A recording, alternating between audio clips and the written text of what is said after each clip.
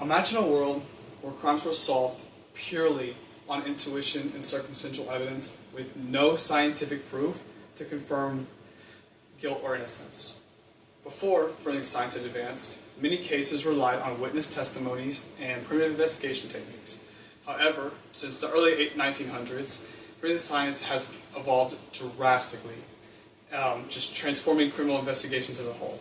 And today, I would like to take you all on the key advancements such as DNA profiling, fingerprinting, and just how these have been digitalized to make everything quicker. Now, the beginning of the 20th century saw one of the most significant breakthroughs, fingerprint analysis. According to the University of Florida, Sir Edward Richard Henry developed the print classification system, which has been adopted by many places in 1901, but it wasn't used systematically until 1903 by the New York Civil Service Commission.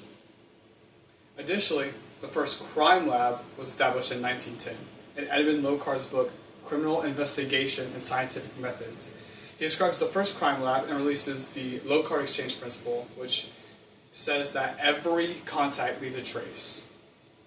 Now, with further advancement of forensic science, new, more delicate branches of science were established, such as forensic toxicology. The examination of poisons and drugs in a crime became especially important in resolving cases of poisoning. Now, according to the Crime Museum, Charles Norris and Alexander Getter worked together to create the first toxicology lab and solve many cases related to drugs and poisons together. Now, in the 1920s, 1930s, advancements in firearm and ballistics analysis was marked by the capability of associating bullets with the specific guns they were fired from. And according to Northwestern, Calvin Hooker Goddard invented the comparison microscope to compare bullets and was considered to be the father of forensics ballistics. Now, this shows Goddard's revolutionary discovery and describes how it shaped forensic ballistics as it is today.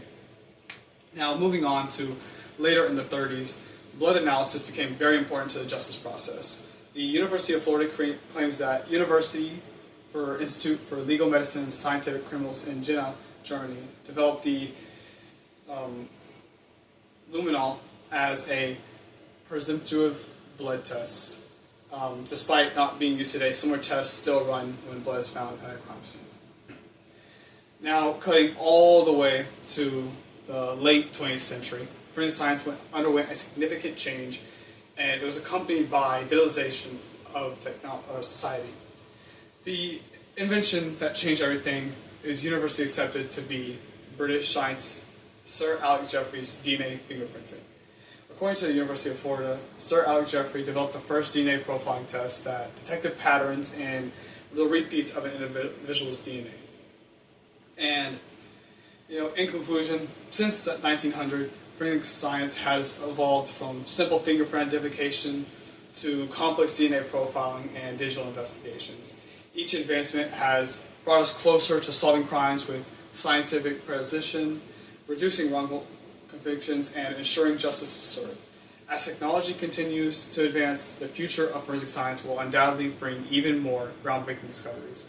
Next time you watch a crime show or read about a major case, remember that the long history of forensic science has made those investigations possible.